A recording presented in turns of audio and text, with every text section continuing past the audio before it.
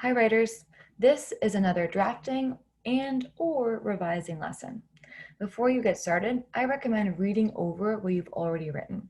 That might help you jump right into this lesson because it's kind of tough. Let's get started. Today, I want to teach you that one way to bring out the power of your story is to add an earlier or later scene. You can add an earlier scene, possibly a flashback, to build the problem or show why a character wants something. And you can add a later scene to show how the episode affects things in the end. That is, to show the solution.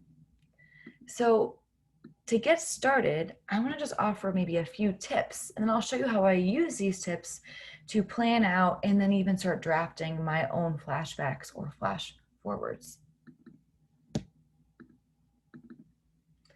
Here are a few tips that I have found really helpful. You want to first consider what you want to develop in your writing.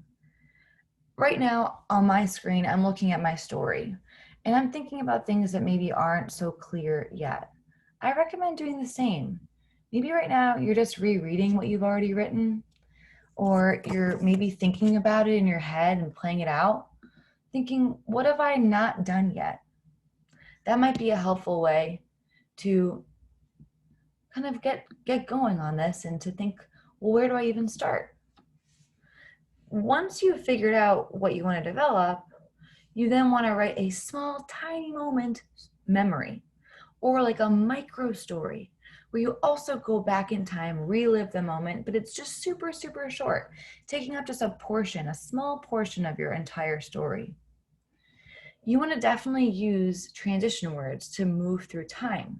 I'll share a few of those at the end of this lesson, but you probably have some off the top of your head, like later on, or earlier, or all of a sudden, or just when I was thinking. Things that you've used in the past to move your story along, you want to still use here to either move your story back or forward. And finally, just like how we always do, we want to use bit by bit techniques. So really stretching out moments, showing tiny details, maybe using also other storytelling techniques like inner thinking, dialogue, and action. These 4 tips will help you to write a successful flashback or flash forward. So I'm going to get started right now with mine. Consider what you want to develop. So I'm just asking myself, well, what do I want to develop in my story? What's maybe missing, or what could use a little bit of help? Is my problem strong enough? Is the character me fully developed? And is it clear what I want, my motives? Is it clear how the story comes to an end? I'm going to look at my story right now and I'm just going to think to myself, well, what do I need to maybe spend some more time on? I recommend looking at yours alongside me. What do you need to spend more time on? I'm looking over my writing right now.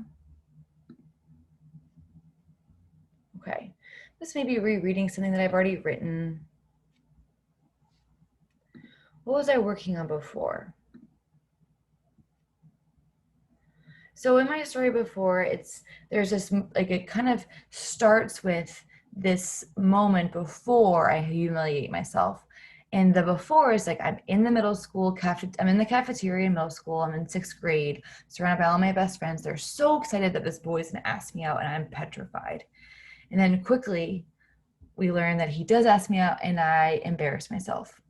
And then the story ends with my friends kind of, picking me up and helping me feel better and moving on, not taking life so seriously. Okay, so I feel like my resolution's pretty strong because it's about friendship and moving on. But something I realized last time when I was writing my leads, for instance, was how the story is also, it's not just about friendship, it's also about growing up and how growing up makes friendships look different, feel different. It makes things confusing. When you're growing up and you go to middle school, life gets more complicated. And I don't know if that's really a big thing in my story so far, because especially since that came up in my last lesson, or the last time we worked together on leads, I feel like I haven't done enough yet. maybe what I need to do then is develop the problem and maybe the character and where I'm coming from and why this is so important to me. We know that my friends are important to me. We know how it ends.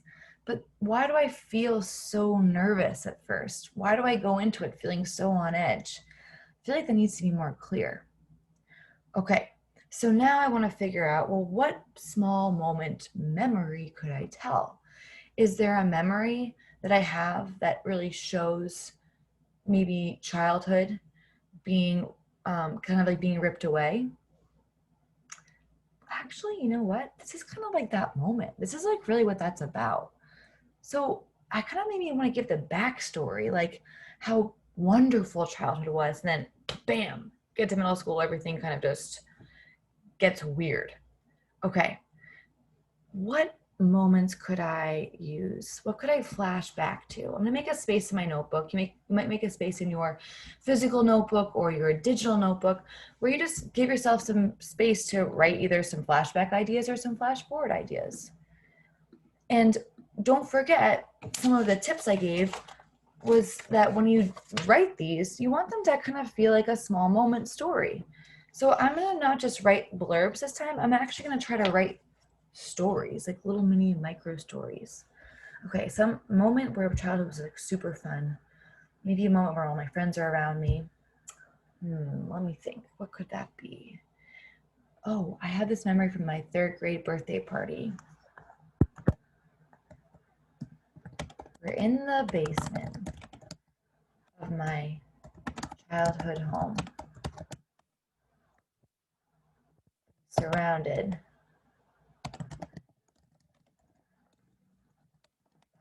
by a sea of 8, 9-year-old girls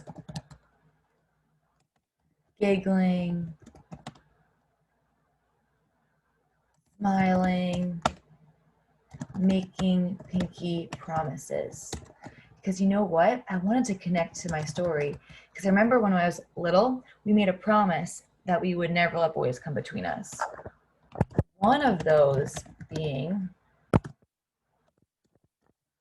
boys will never tear us.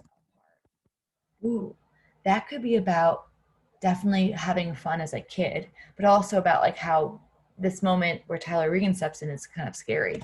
What else? Maybe I want to find something that's like more about like that really could like be a good like opposition to what's about to happen. Like all my friends are around me here, but they're like excited about me having a boyfriend and moving on. Maybe I want all my friends around me and we're like kind of reminiscing and things. Oh, I have a memory from when 5th grade ended. It was kind of like a really special day. We had a big slump, like we had like a hangout that day in the park. And I remember we were making friendship bracelets. Okay, let me try this. Just then, oh, I could have been wearing the friendship bracelet in the story. That could be a really cool like object or link throughout. That could help me kind of like also develop maybe a symbol or another idea. Ooh, just then I noticed the friendship bracelet on my wrist. It was multicolored with seven strands, just like how there were 7 of us. Best friends. I looked up at my lunch table,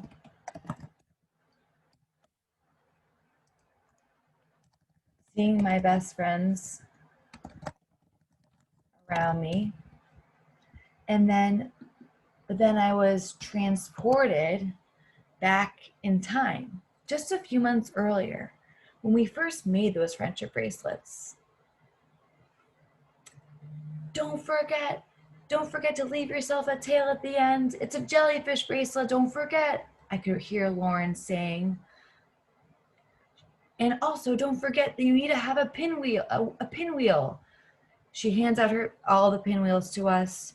We take our colors, we start braiding them tight, and I leave a lot of extra room for the jellyfish tail to come through. We giggle, we laugh, we take in the summer sun. There's so much time, so much summer ahead of us. I wish this moment could last forever. And then I realize it's already gone. Ooh.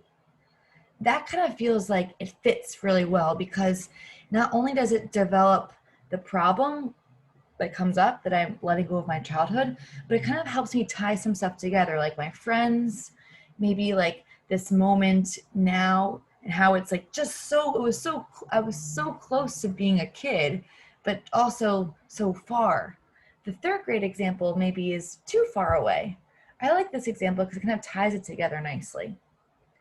So when you go off today, what you might do is you might start by asking yourself the same questions that I did to get started. So maybe you'll just kind of look at the tips and ask yourself, well, what do I need to develop? What's missing in my story? Looking at what you have already started. Then walk yourself through these. Maybe you'll need to do a flash forward. You know what? The same rules apply.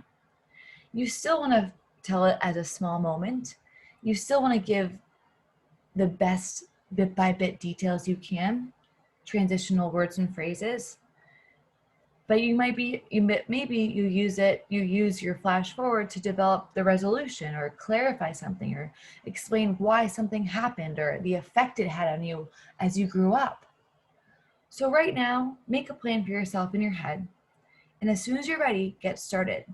Today, when I look at your writing, I want to see that you either tried a flashback, a flash forward, or maybe both. Give it a shot. Use the tools that I'm posting for you in Google Classroom because I have other things that might help you with transitional words and also bit by bit details too. Good luck, friends. You'll do great. Can't wait to see what you do.